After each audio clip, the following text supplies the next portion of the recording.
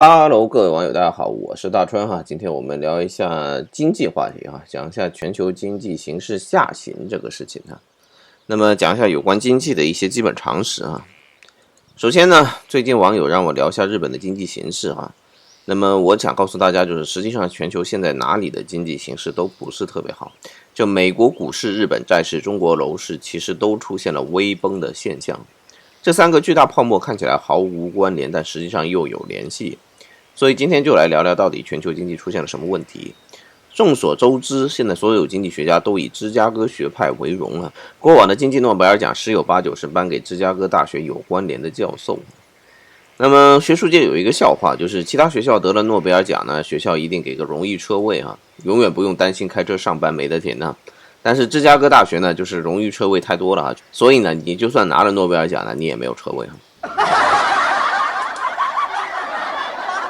那么简单介绍芝加哥学派的主流观点呢，其实特别简单，看起来很复杂，一大堆公式啊，实际上提取中心思想就一句话，就是随便印钞不用怕。不要！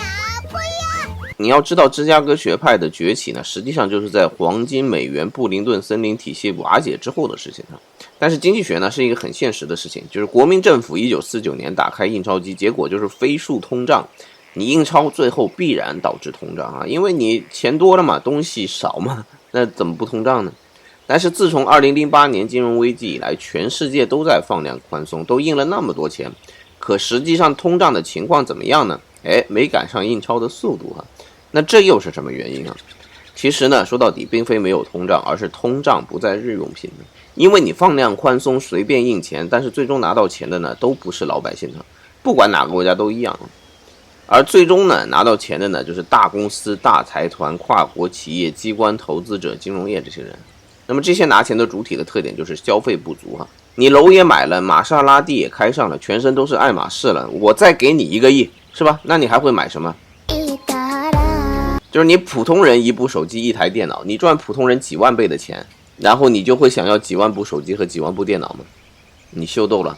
所以对于高收入组织和人群而言，他们最大的欲望呢，反而呢就是那个 money game 啊，也就是现在世界的本质只是国家无限印钞，让富翁游玩的一个抢手游戏啊。这些人呢只在乎数字的上下，不在乎所谓实体上的欲求满足啊。这里面有人喜欢买房地产，有人喜欢买各种债务，有人喜欢买股票，如此而已啊。于是不管国家如何超发货币，这些钱都只会流入抢手游戏里面的各个资产而已。那么物价虽然没有上涨，但是资本市场呢却涨了个破天荒啊。所以呢，其实这个世界上借债从来不是问题啊。你日本欠债欠很多啊，你欠债再多，你大不了呢就打开印钞机啊，让货币贬值就可以啊。所以呢，真正的问题只有通胀啊，就国家从来不怕欠债，但是呢，国家就怕通胀。那么现在很多国家呢就面对到要在债务破产和通胀中2选1啊。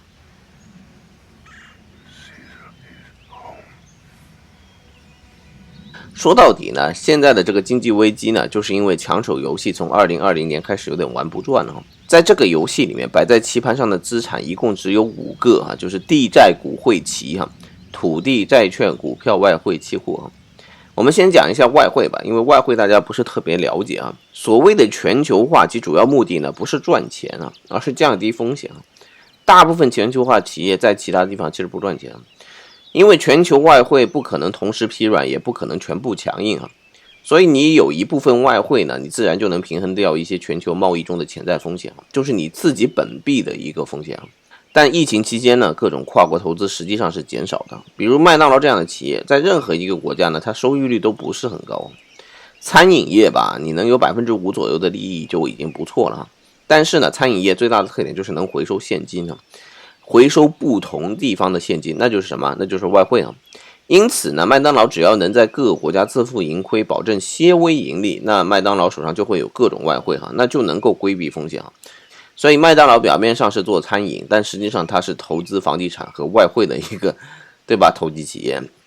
但是这种投资全球各地市场降低风险的做法呢，因为美国对中国的敌意啊，还有就是疫情呢，外汇的需求实际上是有些后退的哈，那么就是资金就不去外汇这边了。那么说完了外汇，我们讲讲债务哈。大家可能没有留意，最近有关债务的新闻呢，几乎都是调低评级，说明现在有很多债呢越来越难偿还。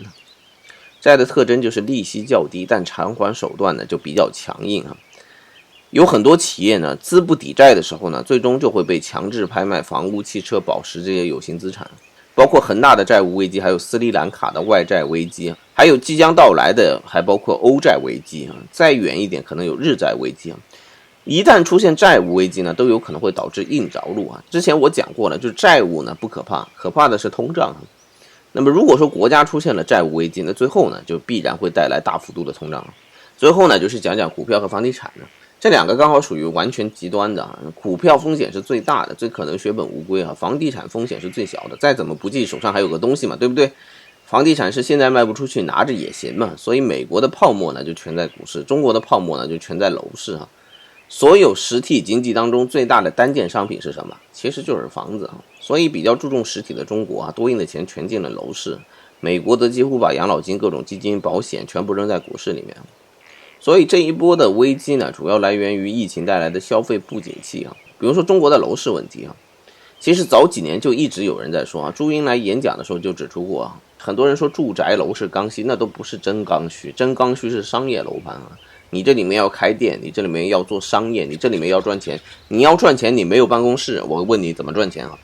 所以呢，如果你消费不景气，你写字楼都出现滞销问题的时候呢，大部分的房地产泡沫是会破裂的。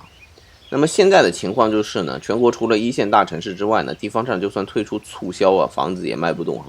就2、3线的城市呢，都已经出现房价没办法上涨的情况。所以当你疫情还没有过去，只要你开工不足，那你连商场里的麦当劳都在亏本的时候呢，那么居民楼的价格是不会上去的。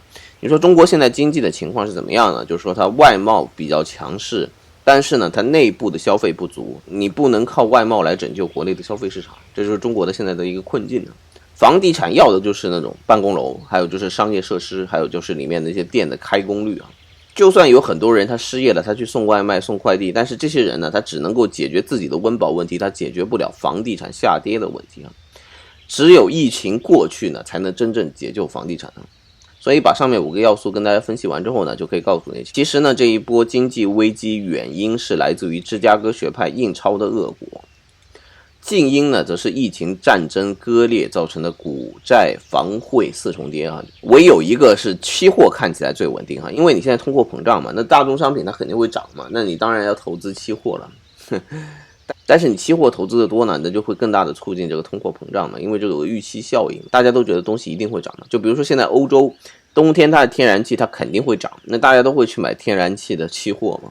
那你买了天然气的期货，那你到时候你的天然气能不涨吗？所以呢，这就是我对全球经济形势的一个判断了。好吧，那么今天我们就说到这里，谢谢大家，我们下期再见，拜拜。